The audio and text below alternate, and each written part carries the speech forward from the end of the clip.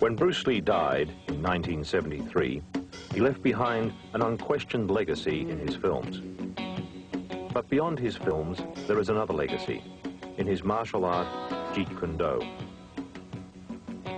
This is not a movie on Bruce Lee. It is the first and only training film on Jeet Kune Do by Bruce Lee himself.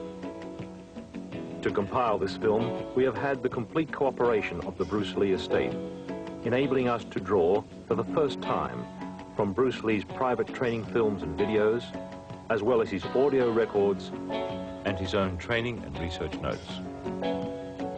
The film is narrated by Bruce Lee, with additional input from his son Brandon Lee and from Dan Inosanto, the man Bruce chose to carry on his Jeet Kune Do.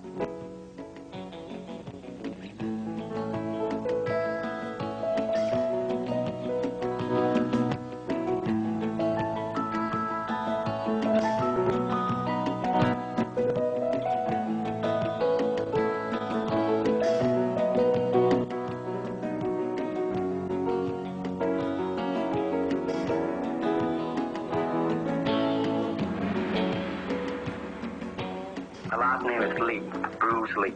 I was born in San Francisco in 1940. My martial art is in Cantonese Jeet Kune Do, the way of the intercepting fist. In case you have missed the recent news, Jeet Kune Do, of which I am the founder, has been elected and accepted into the Black Belt Hall of Fame in America. This marks the first time a recently developed form of martial art is nationally accepted. No, Jeet Kune Do is not thousands or even hundreds of years old. It started in around 1965 by a dedicated and intensified man called Bruce Lee, and my martial art is something that no serious martial artist can ignore. I met Bruce Lee in 1964 through Ed Parker, who was my Kempo karate instructor at that time. And it was the first year of the first international karate championships held in Long Beach. When Bruce arrived in the United States, he had the training in Wu-style Tai Chi, sometimes in Hong Kong they call it Unga. And he had the, of course, training in Western boxing. He had training in fencing from his brother. That's Epee, that goes from toe to head. He had training, obviously, in Wing Chun. And the other area was the training he had received in, they call it Buk Pai, or it's Tam Toi. He knew 12 sets in Tam Toi. And then believe he traded with a Choi Lee Fat man. So those were the arts that Bruce brought into the United States. In the beginning, he used the Wing Chun as the base system, or the first system. But as time went on, he went away from that, started to extract different things from different systems and put it to his personal use. That's why we say absorb what is useful and reject what is useless for you. That's the concept. Okay? He says using no way as a way. In other words, it's not a Japanese way, it's not a Chinese way, it's not a Korean way, it's not an Okinawan way, it's not a Filipino way, it's not an Indonesian way. He's saying using no way as the way. You are the way. Okay? Then he's saying using no limitation as a limitation. That's the concept in Jeet Kune Do. That means I don't limit myself to a Filipino style or an Indonesian style or a Malaysian style. I use what is useful for me, because at certain times a certain art may be useful under a certain environment. Kung Fu is originated in China. It is the ancestor of karate and jiu-jitsu. It's more of a complete system, and it's more fluid. Kung Fu can be practiced alone or with a partner. Practicing alone, they involve form. Some imitate a crane, a monkey, a praying mantis. Martial art include all the combative arts like karate or Judo. karate, judo, Chinese kung fu or Chinese boxing, whatever you call it. All those. You see, like Aikido, Korean, I can go on and on and on. But it's a combative form of fighting. I mean, it's not, some of them became sport, but some of them are still not. I mean, they use, for instance, kicking to the groin, jabbing fingers at the eyes, and things like that. He mixed his trapping into grappling. He had 32 different sequences, as you could see in The Game of Death and the Way of the Dragon, those two films. He's getting into grappling, the face locks, the head locks.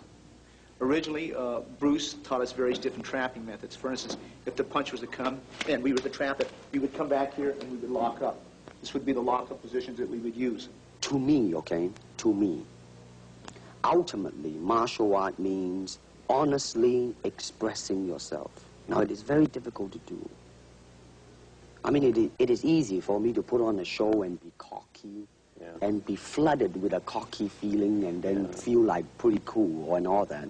Or I can make all kinds of phony things, you see what I mean? Blinded by it. Or I can show you some really fancy movement. But to express oneself honestly, not lying to oneself, and to express myself honestly, that, my friend, is very hard to do.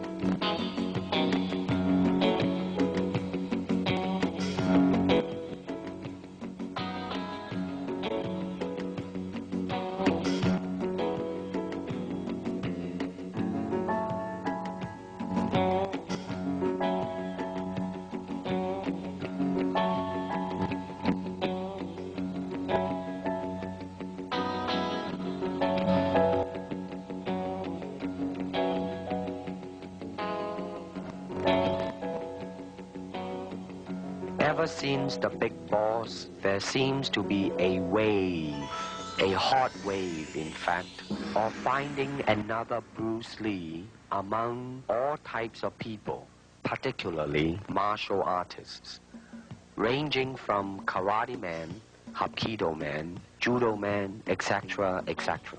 Forgetting about whether or not they possess the ability to act, just so as they can halfway decent to kick or punch, and hopefully, knowing a few tricks or gimmicks, the producers will make them a star.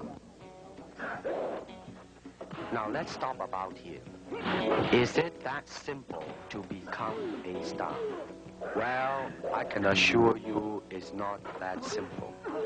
Also, I can tell you that as more Bruce Lee's films are shown, the audience will soon realize not only in acting ability, but in physical skill as well, they will see the difference. For example, in The Way of the Dragon, my skill is matched with an American champion, Chuck Norris, who happens to be a 7-time winner of both the All-American Open and World Karate Championship as well. Then there is Bob Wall, the 1970 heavyweight karate champion, plus Wong Yan-jik, the 7th degree Hapkido expert, which some audience have seen him in the film called Hapkido. Of course, it is only movie making, people will say, but I'm sure that the audience are not so insensitive as to not be able to see and judge by themselves and compare these men's speed, power, rhythm, coordination, versatilities, etc., etc. I started training with my dad really as soon as I could walk. I mean, my dad was a really diligent trainer. He always had people over at the house practicing. My dad had a circle of students that were close to him, and so they were friends of our family. And one of those men, Danny Inosanto, continued to be my teacher, so it was kind of a nice unbroken line. I have his books at home with all of his underlining and his notes in them, and it's fascinating to see where he drew his sources from, you know, from what sources he drew. He's got books on Western fencing at home that he would use, on boxing. I remember he always used to say that you want to try and absorb what is useful, discard what is useless, and add what is essentially your own, you know, and that was kind of his credo in creating Jeet Kune Do. When people ask me the question in interviews generally what my style is, I usually say, well, my father created the art of Jeet Kune Do.